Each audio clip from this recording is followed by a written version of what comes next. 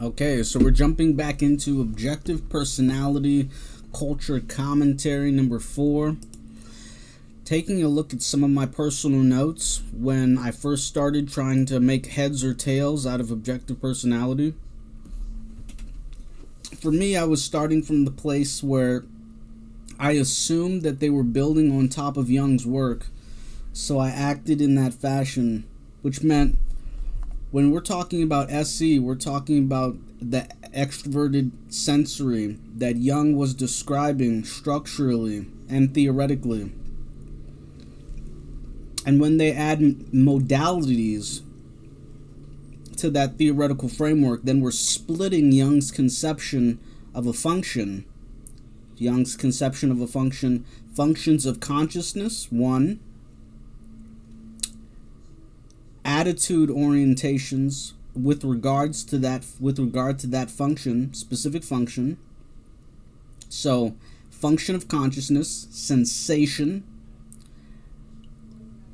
attitude orientation, that's the second layer. So then we have sensation, attitude orientation, extroverted sensation, introverted sensation.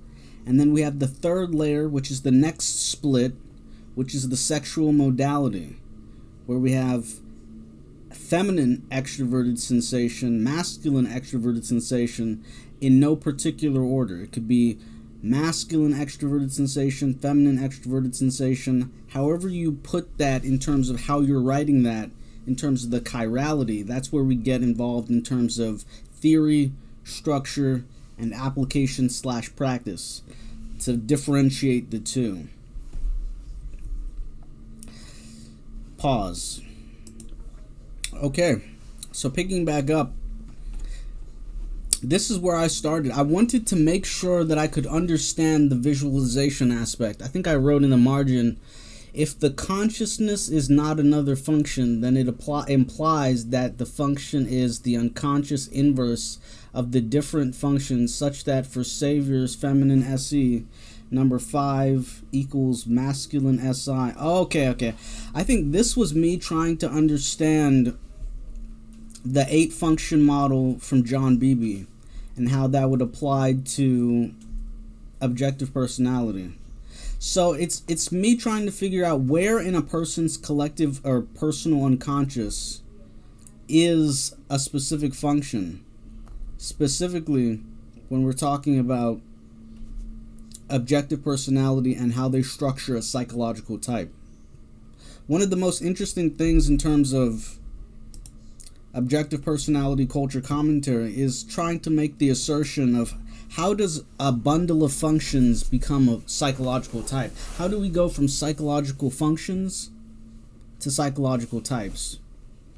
So if you're interested, we could take some time to just go through this as a visualization metric. Right here you have 1, 2,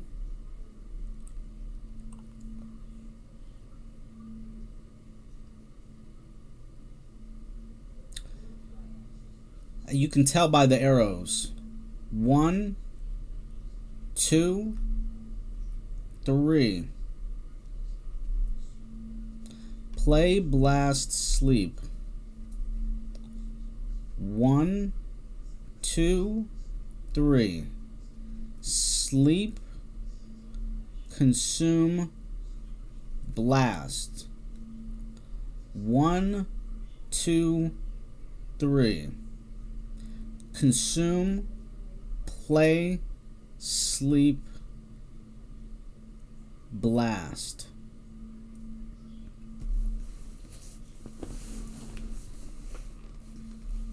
And then we wrote different stuff like double activated when we could see that it was double activated.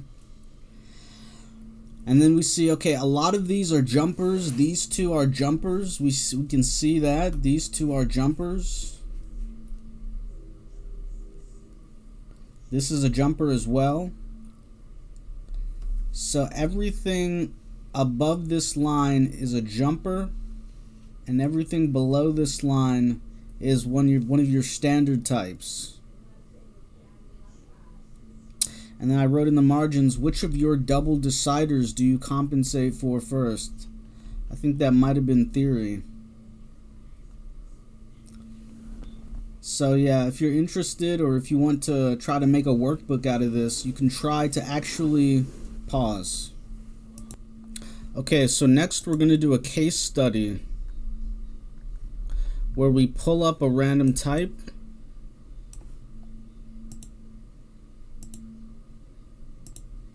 and then we describe it. Okay, so in this case, we're gonna drag this to the side, and we're gonna use this this case, ENFP NEFI. Okay, so what is this? What is this?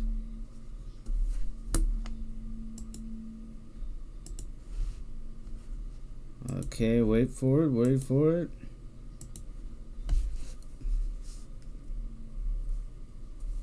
Okay, I'm not going to be able to do that on the screen, so I'm just going to pull it off to the side and write. Okay, so let me write out the full type. NE-FI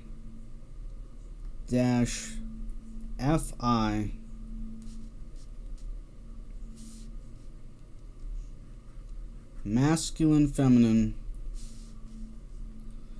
consume, sleep,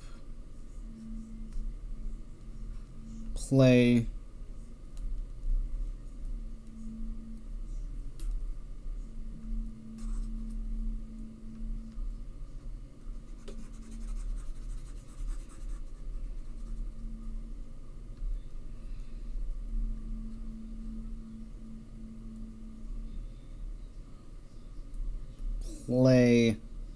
blast.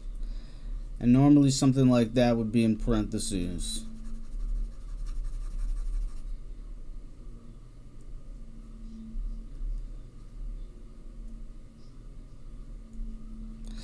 Normally they just put it in parentheses if it means it's the last function, just so we can denote, hey, sometimes you're more likely to spot people in their first function, maybe even their second and third function, but definitely you get a fall off in your last function as far as being able to technically differentiate it. Okay, so we're saying MF NEFI consume, sleep, blast, play. So how would we write this out? We would start with, which one is this? Okay, so if it's any, then that's MF, so that means it's masculine, so that means it's going to be feminine NE, and then the FI MF, so that means it's going to be masculine FI, and then we have feminine TE, and then lastly we're going to have masculine SI. Okay, so how do we know this? We know this because of the original demarcation in terms of the modalities. So now you can say, okay, you can go as different step. You can say, hey, I want to write this out similarly to how we did it here. But this is necessary only if you want to, well, I mean, that's where it gets interesting, right? Like what is necessary for you to understand how a psychological function becomes a psychological type, and then what goes into that. So in this case, we're taking an example. The example is NEFI, consume, sleep, play, blast, masculine, feminine. And we're going to use this to figure out how do we write the function and how do we think about the function. So for me, next it would be about understanding rotational mechanisms. So this is where I came up with the idea of an animal function temperament. Let's see if we can scroll through this.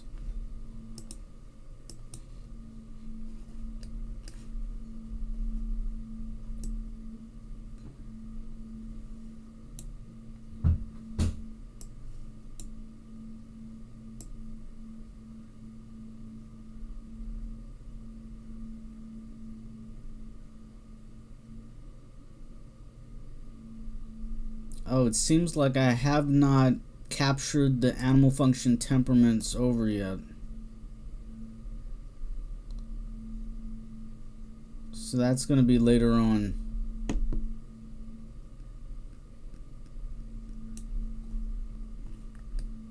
Oh, these are some top-down dichotomies that people found to be useful in first understanding.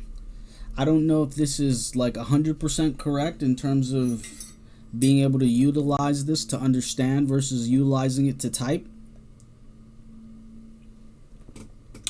But there might be another couple in terms of the social types.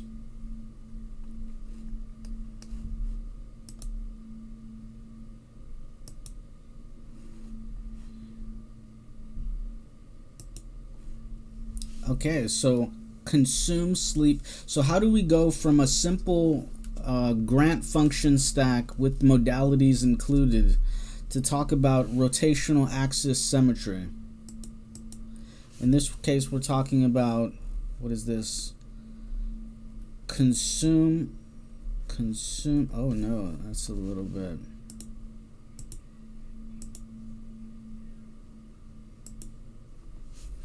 In this case, we're talking about consume, sleep,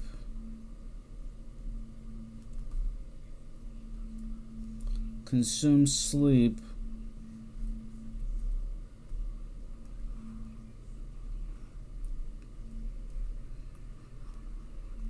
play, blast. Okay, so we're talking about 1 to 2 consume, 2 to 4 sleep, and then 1 to 3 play, and then 3 to 4 blast.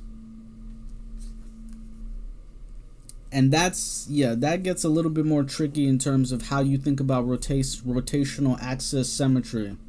Could we have flipped it around? Instead, could we have said, okay, well, instead of that, let's do the inverse. Let's actually write it this way.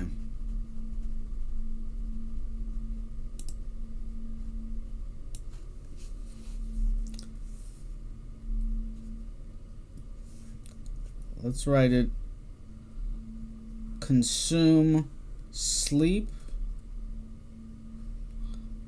play, blast. Consume, sleep, and that's a little bit, it's a little bit iffy.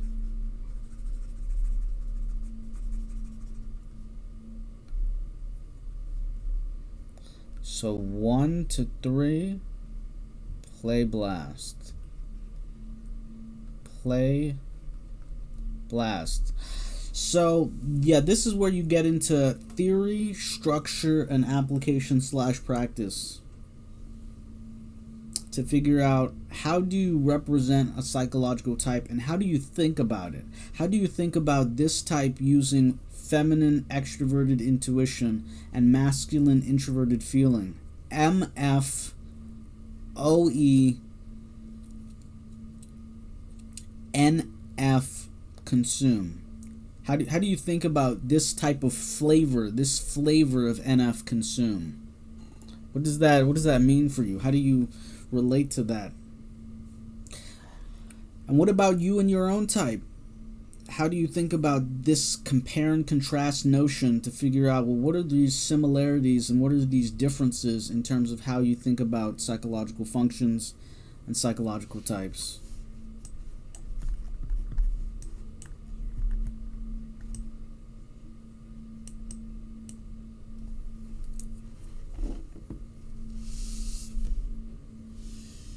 So that's where I would like to leave things off for Objective Personality Culture Commentary number 4.